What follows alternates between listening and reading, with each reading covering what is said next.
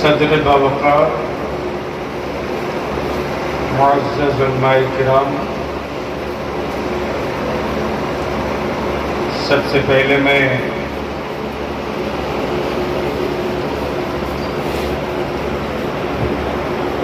अपनी तरफ से जमात अहले सुन्नत की तरफ से मसलक आला हज़रत की तरफ से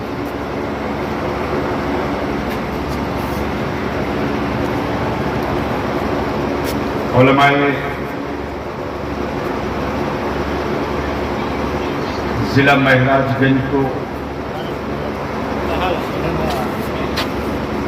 का खैर मकदम करते हुए मुबारकबाद पेश करते हुए शुक्रिया अदा करूँ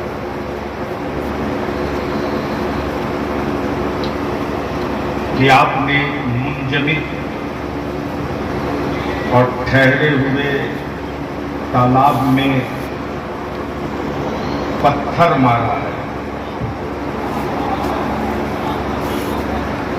छोड़ दिमागा ना काम से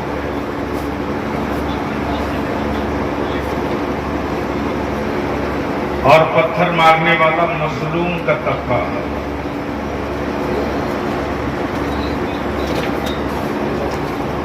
जिसे मेरी मिल्लत के सरमायादारों ने ये समझ लिया है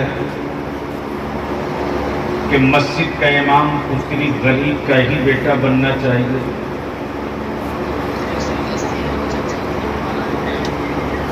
मदरसों में तालीम वही हासिल करेंगे जो खत्ते अफलास से नीचे होंगे।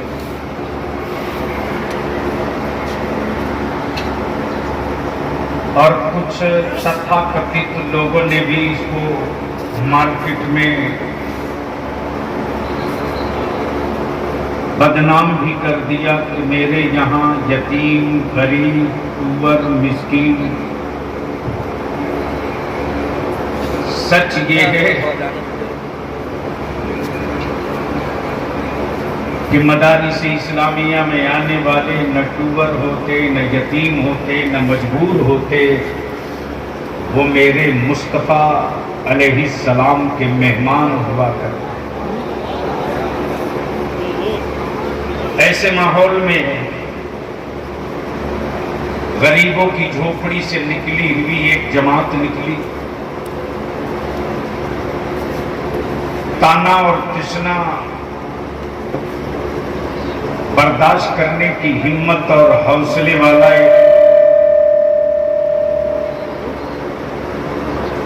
कम करो भैया, जितना है उतनी रहने दो। एक जत्था निकला और इस जत्थे में आज के इस आवारगी के माहौल में पत्थर के सीने पर धान रोपने का अहद और इरादा किया। बहुत ज्यादा आवाज मत बढ़ाओ, जितनी थी उतनी रहने दो।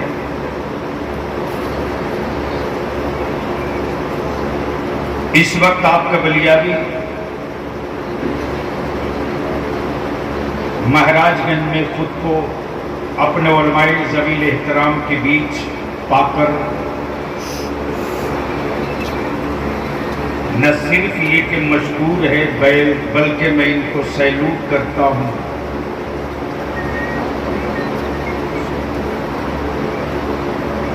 कि सही मानों में उलमाए अहले सुन्नत जिला महराजगंज ने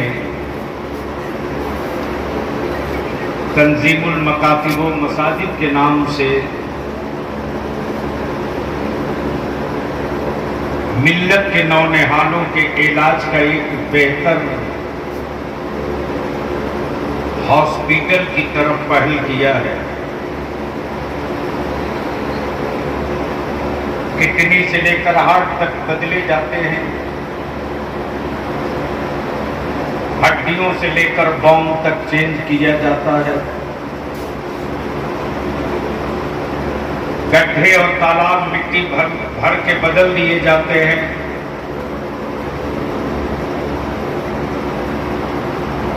पत्थरों पर छेनी और हथौड़ी की चोट पड़ जाए, अगर वो बर्दाश्त कर ले तो उसकी सूरत बदली जा सकती है। लेकिन दुनिया में पहला और आखिरी सच यही है कि जमीन का नक्शा तो बदला जा सकता है, मुस्तफा का दिया हुआ इस्लाम नहीं बदला जा सकता। इसलिए आज मैं सबसे पहले इस कारवां के मीरों को सलाम करूं। फाजिल गिरामी हजरत अल्लामा मौलाना मोहम्मद रमजान साहब अमजदी, और जिनसे बड़े अच्छे अंदाज में तंजीमुल मकातिब व मसाजिद के अब तक के कारनामे और आगे के मंसूबे समाप्त किए, फाजिल गिरामी हजरत अल्लामा मौलाना मोहम्मद वसीम अख्तर अजीजी साहब, मुहिब गिरामी हजरत अल्लामा नूर आलम साहब, वकारी गिरामी हजरत मौलाना इश्तियाक अहमद साहब, फाजिल गिरामी हजरत अल्लामा जमाल दीन ज़ियाई साहब, हजरत मौलाना तनवीर इरफान तनवीरी साहब, मुहिब मुकर्रम हजरत मौलाना तौफीक अहमद सिराजी साहब, मुहिब गिरामी हजरत कारी मोहम्मद अजीमुद्दीन साहब निज़ामी, मुहिब गिरामी हजरत हाफिज कलामुद्दीन साहब नूरी, और बिलखुसूस मुहिब गिरामी हजरत मौलाना सद्दाम हुसैन कादरी साहब, मुहिब गिरामी हजरत मौलाना तनवीर जमशेद तनवीरी साहब, फाजिल गिरामी हजरत मौलाना बिलाल अहमद बिलाली साहब, और फाजिल गिरामी हजरत मौलाना एजाज अहमद अमजदी साहब। जो फर्क जहां है वही सुकून है। इसलिए आज वलियामी की कोई धन गरज की गुफ्तगू नहीं, बल्कि चंद जो मेरे ज़हन व फिक्र में एक मुखलिसाना कुछ मशवरे हैं, मैं आपके बीच रखूं। शायद इस इमारत में मेरे घर की मिट्टी भी कहीं काम आ जाए, लेकिन अगर आप सुनने के मूड में हैं तो एक मर्तबा हमें यकीन दिला दीजिए। देखो, दौर बदल गए। जब हम एक लाश की तरह रहते थे, जख्म इतने लगे हैं कि अब हम जिंदा पहाड़ हो चुके हैं। एक बार सारा मजमा मदीने की सरकार को आवाज दे, दोनों हाथ मुट्ठी बांध के उठाए, और जिसका हाथ न उठे समझ लो कि इनके ईमान की बैटरी कुछ डिस्चार्ज हो चुकी है। दोनों हाथ उठाओ मुट्ठी बांध के और पूरी ताकत के साथ मदीने की सरकार को आवाज दो, लब्बैक या रसूल अल्लाह। इतना रंगदार मजमा है, आवाज थोड़ी बुलंद कर लो, दो दो हाथ आज हो ही जाएगा। लब्बैक या रसूल अल्लाह, लब्बैक या हबीब अल्लाह, अल्लाहुम्मा लब्बैक या रसूल अल्लाह। माइक वाले थोड़ी मेहरबानी कर दो, इनको हटा दो, ताकि मैं जो कुछ भी बोलूं वो साफ साफ समझ में आ जाए। मुझे मालूम है कि स्टेजों पर चीख कर मरने से कोई शहादत का दर्जा नहीं मिलता,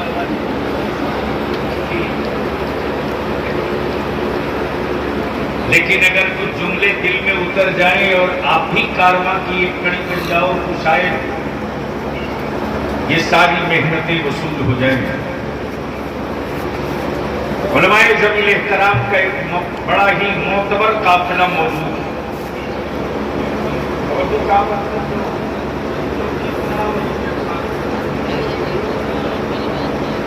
जो बीत रहा वही मैं बता दूं। मेरी कौम का सरमायादार सोचता है कि मौलाना सलाम करे तो मार्केट में मेरा रोग दिखेगा।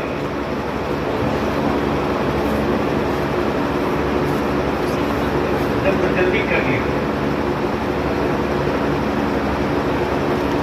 इलाके का नेता सोचता है मुस्लिम लीडर के मौलाना हमारे दरवाजे पर आते जाते रहे तो मार्केट में मेरा वैल्यू कायम रहे।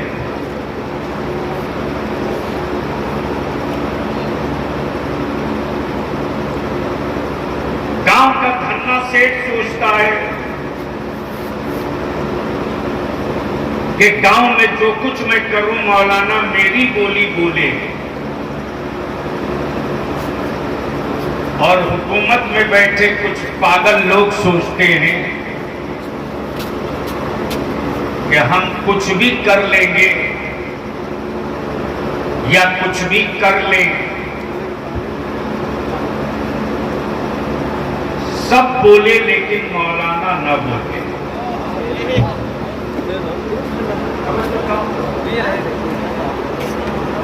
अगर मेरी गुफ्तगू सही संत में हो तो स्टेज से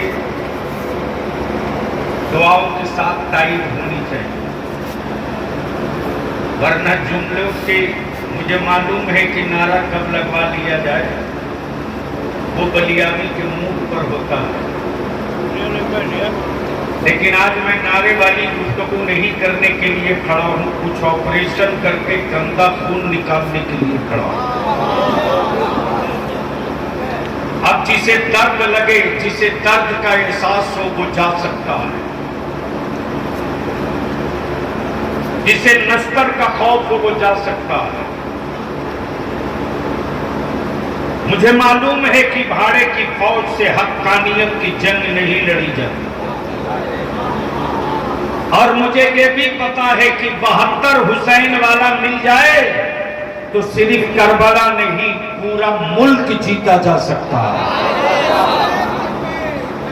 इसलिए दौरे हाजिर में इस वक्त एक नया मुअम्मा है। सब बोले, नबी वाला ना बोले।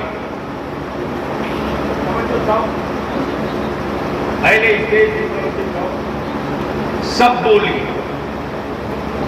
रसूल वाला ना बोले। सब बोले, मुस्तफा वाला ना बोले। बलियावी कहता है दुनिया की उस कौम को चुप कराया जा सकता है जिस कौम को हुक्मरानों ने बोलना सिखाया है। उस उम्मत को कोई हुक्मरान चुप नहीं करा सकता जिसको मुस्तफा ने बोलना सिखाया।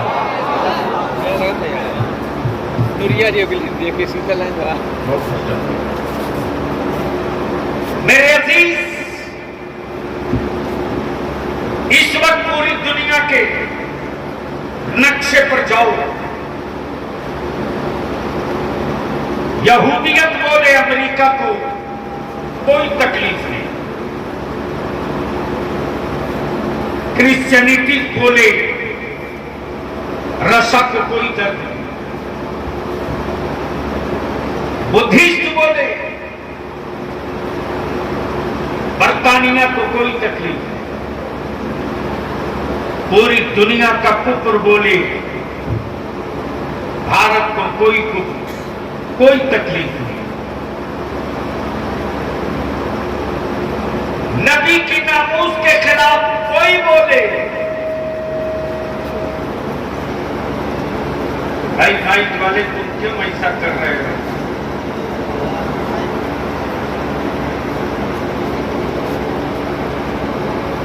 दरूद शरीफ पढ़ लीजिए।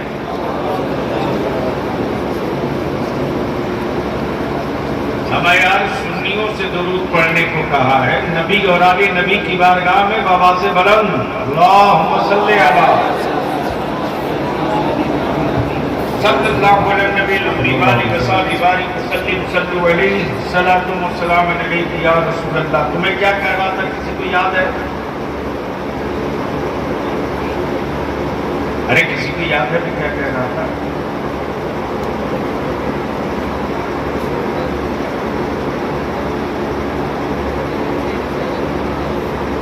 यानी इतनी देर से यूं ही मेहनत हो रही। नबी के नामूस के खिलाफ कोई बोले, सऊदिया के शाहों को कोई तकलीफ नहीं। तब बलियाबी कहता है खम तो के अकल के तुवरो, काबे की कुंजी रख लेने से कोई ईमान वालों का अमीरुल मोमिनीन नहीं हो जाता।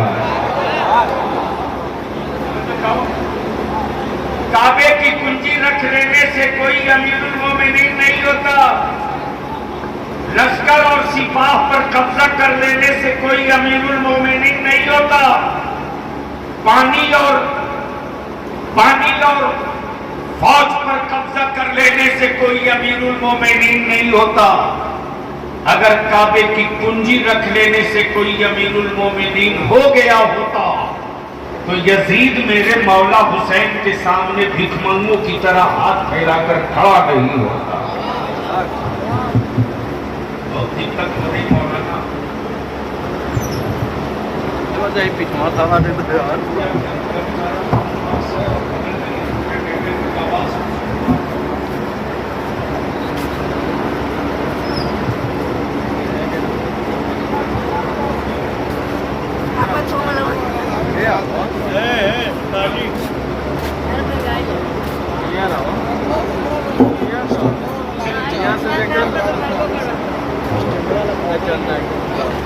मोहब्बत से बोल दीजिए या रसूल अल्लाह, और जोर से। काबे की कुंजी रख लेने से कोई अमीरुल मोमिनीन नहीं होता।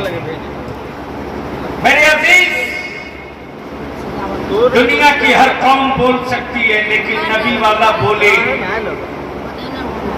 तो हुकूमत की चूल्हे हिलने लगती। अब यहाँ रुककर एक मैं बात अर्ज कर दूं, बड़ी बेबाकी और बड़ी सफाई के साथ। भारत का शराबी बोले संविधान की सेहत पर कोई असर नहीं। भारत का कुआड़ी और भंगेड़ी बोले उसका कोई नोटिस नहीं लिया जाता। लेकिन अगर किसी मस्जिद के मेंबर से आलिम रब्बानी वारिस से पैगंबर बोल तो दुनिया की जितनी जांच एजेंसियां हैं पागल कुत्ते की तरह घूमने लगती। आखिर वजह क्या है? आखिर वजह क्या है? तो अव्वल और आखिर सिर्फ एक वजह है। हुक्मरानों को भी पता है, अरबाब इक़्तिदार को भी पता है, कल की हुकूमतों को भी मालूम और आज के हुक्मरानों को भी मालूम है। कौम मुस्लिम बदअमल जरूर है, कौम मुस्लिम काफिल जरूर है, कौम मुस्लिम बेअमल जरूर है, लेकिन आज भी वारिस पैगंबर का इनाम उलमाए किराम के माथे पर सजा हुआ मिलता है। मेरी कौम में यानी ईमान वालों के बीच में बदअमल होने के बावजूद भी इलाके के किसी लीडर की कोई बात नौजवान माने न माने, इलाके के किसी मेयर या जिला परिषद की कोई बात माने न माने, इलाके के एमएलए या एमपी की कोई बात माने न या माने, लेकिन आज भी हुक्मरानों के पास ये स्कैनिंग और ये तारीख मौजूद है कि आज भी ये कौम बदअमल होने के बावजूद भी सबसे ज्यादा अगर किसी की बात मानती है तो वो आलिमों के जत्था है, वो आलिमों का काफिला है। अगर उलमाए किराम अपनी मस्जिदों के मेंबर से ऐलान करते तो ये कौम अपनी औलादों की रोटियां कम करके रसूलुल्लाह के मेहमानों की परवरिश का इंतजाम कर देती है। उलमा अगर ऐलान करते अपनी मस्जिदों से तो ये कौम अपना मकान बाद में बनाएंगे, मस्जिदों की तामीर के लिए आगे बढ़ जाते हैं। इसलिए इस कारमा पर ब्रेक लगाने के लिए उलमाए कराम पर ब्रेक लगाने के लिए, वारिस पैगंबर पैदा ना हो इस पर रोक लगाने के लिए हुक्मरानों ने एक मास्टर प्लान तैयार किया। और उस मास्टर प्लान का पहला एजेंडा था मदारिस को रुस्वा कर दो, मदारिस को बेआबरू कर दो, मदारिस को बदनाम कर दो, मदारिस को आतंकवादियों का अड्डा बताओ, मदारिस को टेररिज्म की गोद बताओ, मदारिस को दहशतगर्दों का अड्डा बता दो, ताकि दुनिया में मदरसों के कई लोगों को नफरत हो जाए। जमाने में मदरसों के कई लोगों के दिलों में नफरत पैदा हो। मैं भी सोचते रहा, उलमाए जमील एहतराम, मैं भी सोचते रहा मदरसे की तामीर हमने मुठिया के चावल से किया है, ज़कात के पैसों से किया है, खैरात की रकम से किया है। हमारे आलिमों ने सीमेंट की बोरियां अपनी पीठ पर उठाई है, तब हमारे मदरसों की छत ढली है। मेरी कौम की बेटियों ने अपनी नाक की कीले और कान की बालियां दे दी है, तब रसूलुल्लाह के घर की तामीर हुई है। हमारे बच्चों ने अपने हलाल की कमाई से ट्रक में भर के गिट्टी मिट्टी सीमेंट सरिया बालू दिया है, तब हमारी मस्जिदों की तामीर हुई है। आखिर हमारे मदरसों से लोगों को इतना डर क्यों लगता है? हुक्मरान मदरसों से परेशान क्यों है? आखिर मदरसों ने बिगाड़ा क्या है? आखिर मदारिस की इमारतों का खौफ इतना क्यों है? आखिर मदारिस से इतना खौफजदा हुक्मरान क्यों है? इसके पीछे इसकी माजी की तारीख बलियावी खंगालना शुरू किया है। अब सेहन को थोड़ा सा करीब लेके काश माइक अच्छा होता तो आज मैं थोड़ी देर अपने उलमा के हुक्म की तामील करने में अपने आप को बेहतर पाता। बैठ कर एक बार जी लगाकर मोहब्बत से दुरूद शरीफ पढ़ने को मैं अर्ज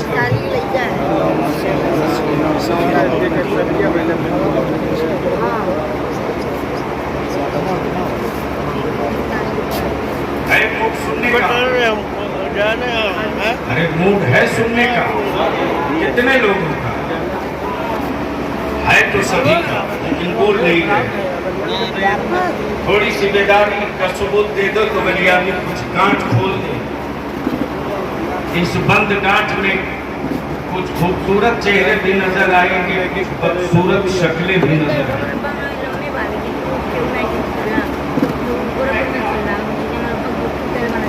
आखिर मदरसों से डर क्यों है?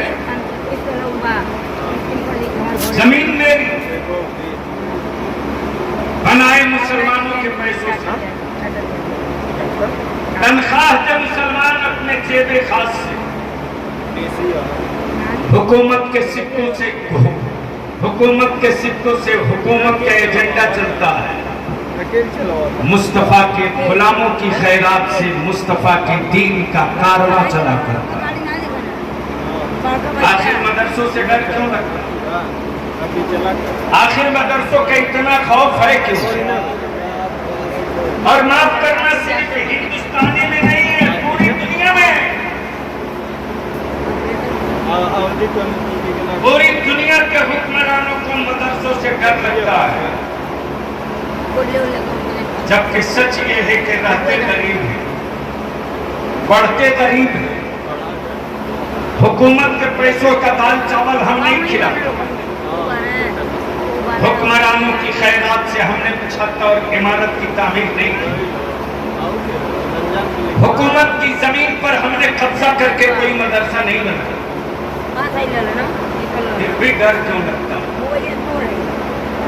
अगर जमीन में जिंदगी बाकी है तो आओ तारीख का एक फर्क पलट देता हूं। ये वही अरब है और ये उसी अरब का फलस्तीन है जिस तरह आज यहूदियों ने कब्जा कर रखा है। एक दौर था कि उस दौर में भी यहूदियों का कब्जा था, लेकिन उस अरब की वादी में एक इस्लाम का शहजादा खड़ा हुआ, नाम सलाहुद्दीन अय्यूबी है। अगर गुंगे कौम नहीं हो तो बोल कर बता दो, सुनना है तो बोलना पड़ेगा जोर से। अरे जोर से, जोर से। हम बाबा के वतन में नहीं ख्वाजा के मुल्क में रहते हैं, जोर से।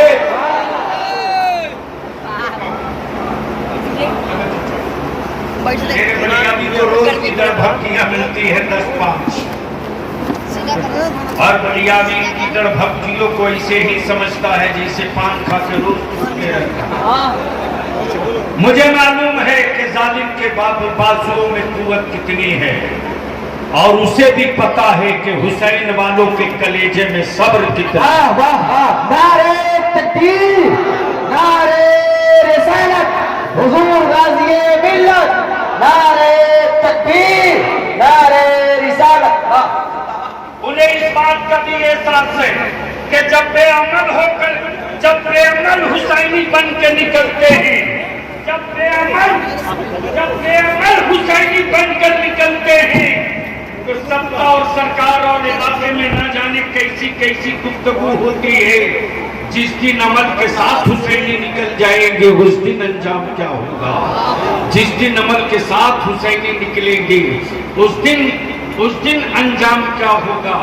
इसलिए कि उन्हें मालूम है हुसैनी बनाने की मशीन मदारिस है, हुसैनी बनाने का कारखाना मदारिस है, हसनी बनाने की फैक्ट्री मदारिस है। मुस्तफा जाने रहमत के आशिक सैयदना बिलाल का जज्बे सादिक पैदा करने वाली मशीन का नाम मदरसा है। इसलिए इन मदरसों को टारगेट पर ले लो। इसी तरह से प्लीज जो थोड़ी देर ठीक कर, हम तुम्हारे बड़े आभारी रहेंगे, बहुत आभारी रहेंगे। हाँ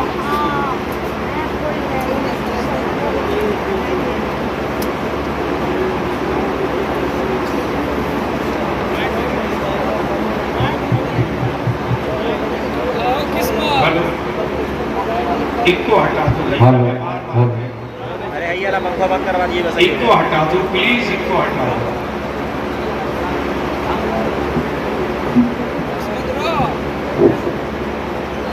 पंखा बंद करिए बस।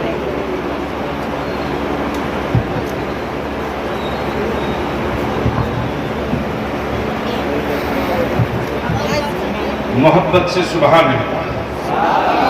अरे लगे कि महाराजगंज में है, झूम के एक बार धीरे से बोल दो या हुसैन, एक बार जोर से बोल दो या हसन, या हुसैन।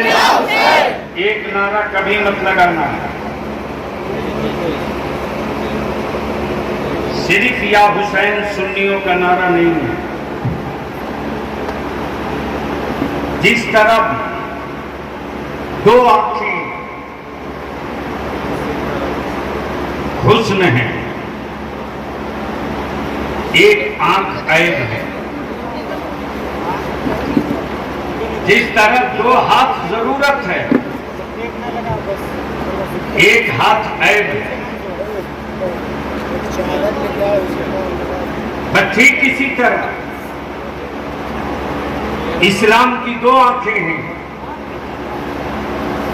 एक का नाम हसन है, दूसरे का नाम हुसैन है। इसलिए सारा मजमा मेरे साथ, मैं बोलूंगा या हसन, आप बोलना या हुसैन। या हसन जोर से, या हसन जोर से, या हसन, या हुसैन, या हुसैन, या हुसैन। आखिर मदरसों से डर क्यों लगता? जिस तरह आज अमेरिका का पाला हुआ गुंडा अक़वाम मुत्तहिदा ये उन्हें की नाजायज औलाद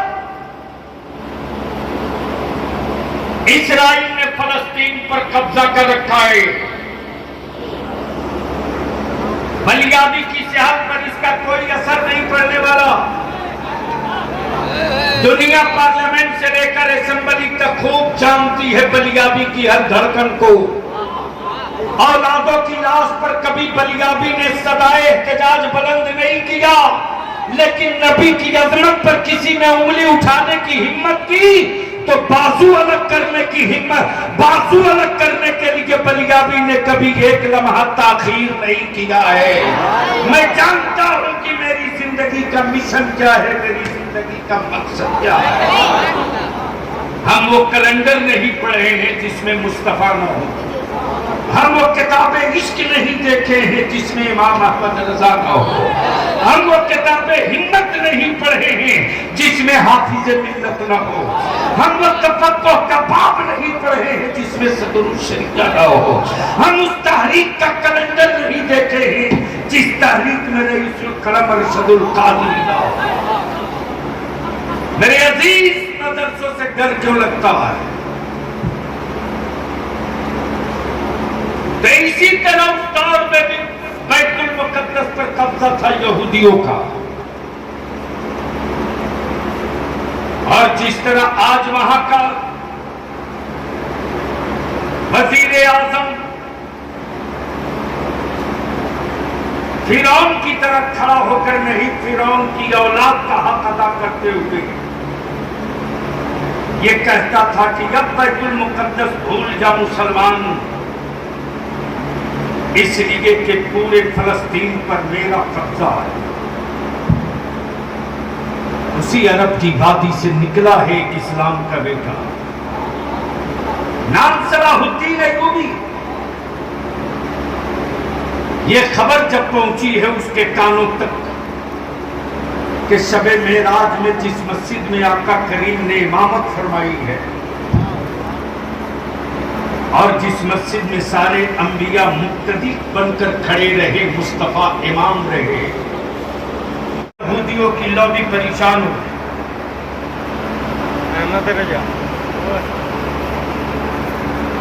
और कूटनीतिकारों की बैठक हुई कि आखिर बुझी हुई कौम में जिंदगी लौटी कैसे।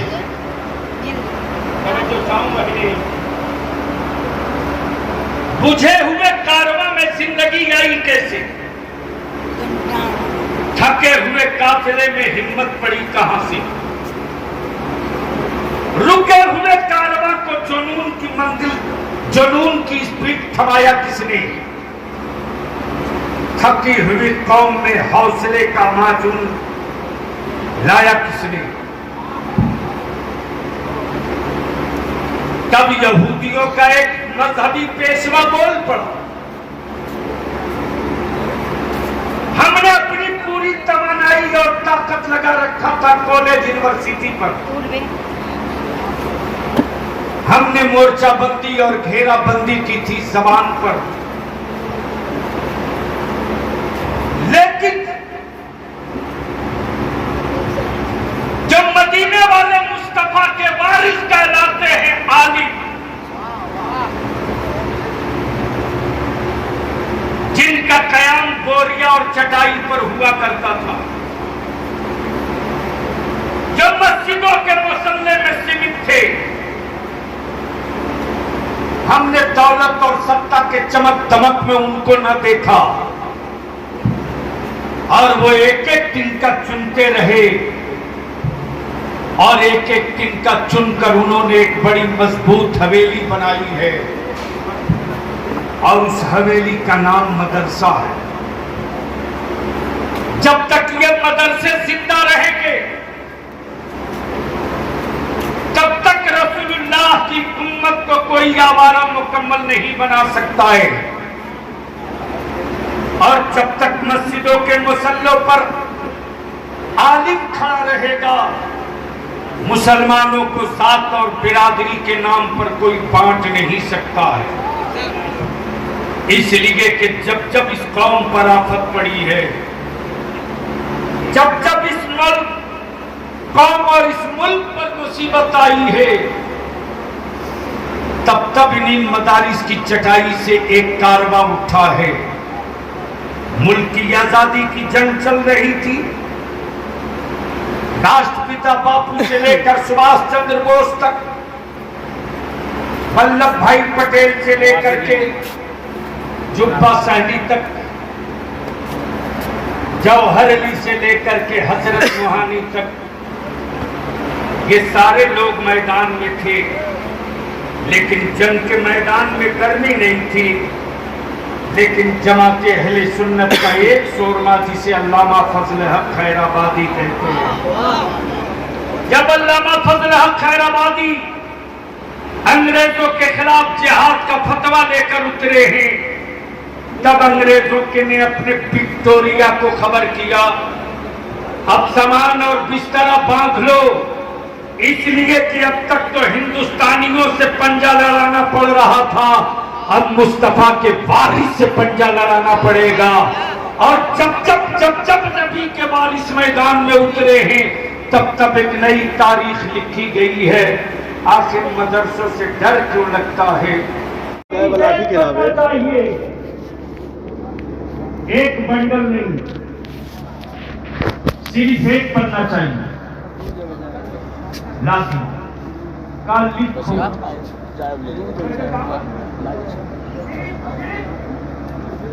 एक सटर की इबारत लिखवाया, कल लिखो।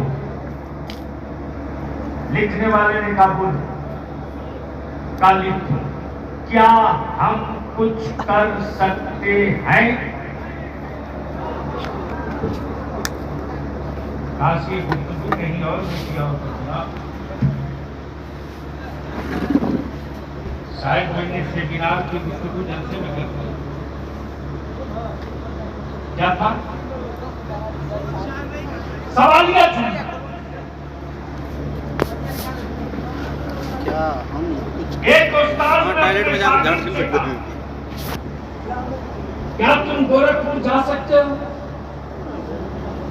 सुने का हजरत बिल्कुल जा सकता हो। सवालिया क्या हम कुछ कर सकते हैं? नीचे लिखा काला मुहर, बोल दो मोहब्बत से, अरे जोर से बोल दो, जोर से बोल दो। क्या हम कुछ कर सकते हैं? सवालिया नीचे लिखा काला मुहर। बोला कोई काला, कोई एक काला ऐसा न बचे जो ये पोस्टर लिखकर अपने मोहल्ले के 5 दरवाजे पर न लगा दो। जोर से बोल दो, जोर से बोल दो, जोर से बोल दो। आ जाओ, आ जाओ, आ जाओ, बोलो, बोलो, बोलो। जैसे ही लिखा क्या हम कुछ कर सकते हैं, बोला दूसरी शर्त यह है कि पूरी रात लग जाए, लेकिन यूरोप का कोई घर काले का ना बचे, जिसका पोस्टर सुबह नजर ना आवे। रात को जितने काले सोए थे दरवाजा खाली था, सुबह जैसे ही आंख खुली दरवाजा खोला, देखा मेरे घर के सामने दीवार पर लिखा है, क्या हम कुछ कर सकते हैं? हर काला सोचने लगा हम क्या नहीं कर सकते। जोर से बोल दो यार, जोर से। अगर वाकई जिंदा कौम हो तो जोर से बोल दो, बोल दो, बोल दो। क्या हम कुछ कर सकते हैं? कालों से घरों से निकलने वाला बूढ़ा पढ़े, बूढ़ा जवान की तरफ खड़ा होकर कहता मैं क्या नहीं कर सकता हूँ। जवान के वजूद में बारूद की गर्मी, मैं क्या नहीं कर सकता हूँ। बेटियों के बदन में गर्मी, मैं क्या नहीं कर सकता हूँ। तब उसने कहा कि अब एक दूसरा पोस्टर लिखूं, और वो भी एक लाइन, एक सतर का, अगर कुछ कर सकते हो। सवालिया तो कला मैदान में कला तारीख को जमा हो। ठीक है, निकल गया। बोल दो, बोल दो। थोड़ा थोड़ा हमें काम के बाद लगता है, थोड़ा थोड़ा काम के बाद। 2 डब्बा से मुल्क परेशान है, या कोई 4 एक साथ था।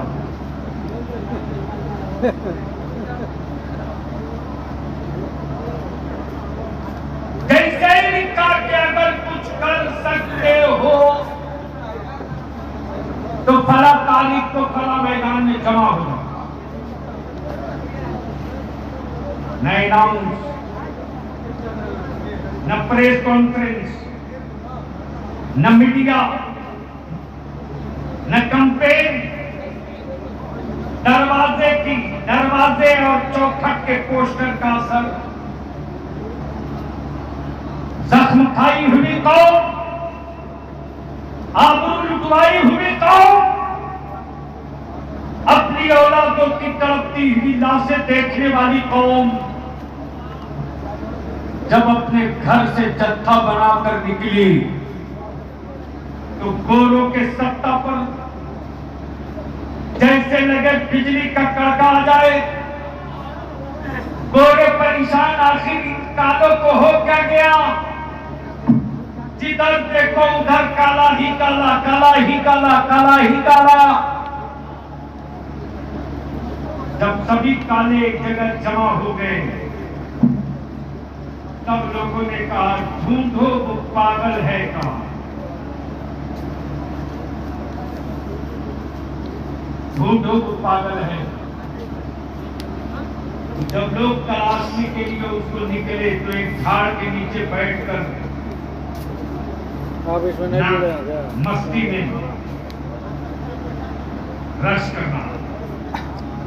लोगों ने कहा सबको बुला लिया, तू यहां है? बोला सब आ गए। कहा आ गए? कहा चलो मैं चलता हूं लेकिन एक शर्त। कहा वो क्या? कहा स्टेज किधर है? कहा वो।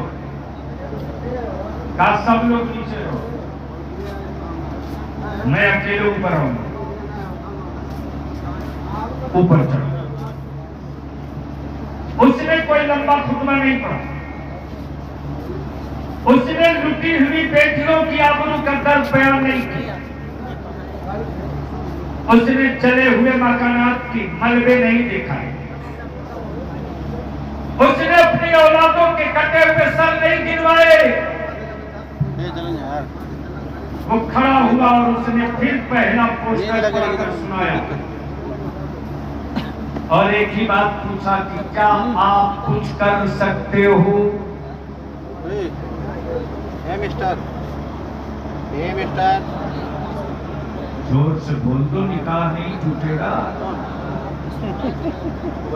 क्या आप कुछ कर सकते हो? सारा मजमा बोल पड़ा, हम क्या नहीं कर सकते? हम क्या नहीं कर सकते? तब उसने ऐलान किया कि मुंबई में जाकर तकरीर करना तो देर किस बात की? सत्ता पर कब्जा करो।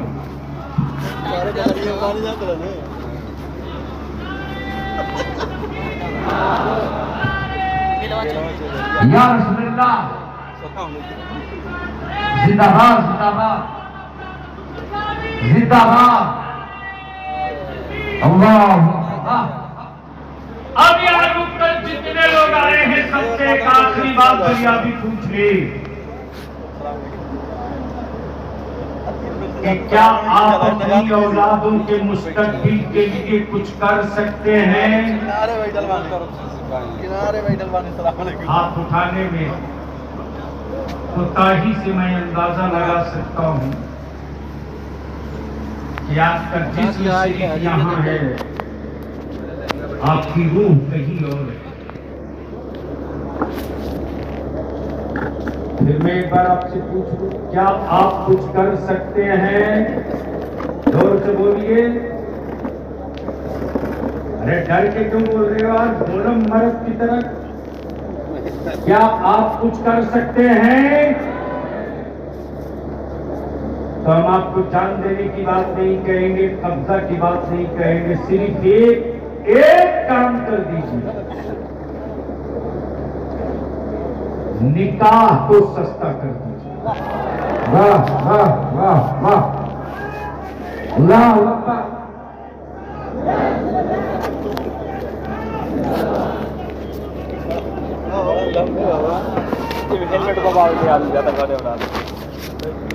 निकाह को सस्ता कर दो ताकि बेटियां बोझ न बने।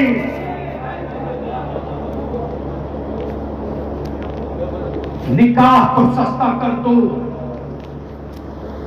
ताकि बेटियां इस्लाम की जरूरत बने। और जमाने के हुक्मरानों से भीख मांगना बंद करो।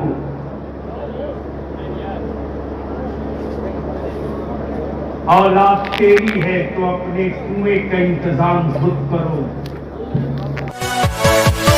Yeah.